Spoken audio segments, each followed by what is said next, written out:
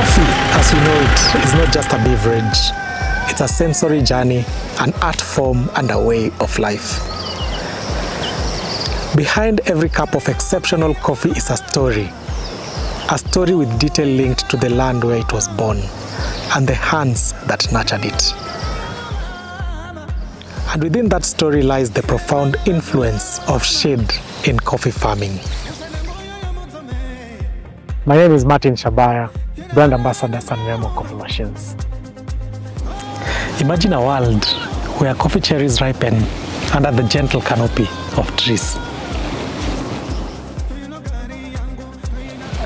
This is the world of shade-grown coffee, a world that embodies sustainability, biodiversity, and flavor. Shade's impacts extend far beyond flavor.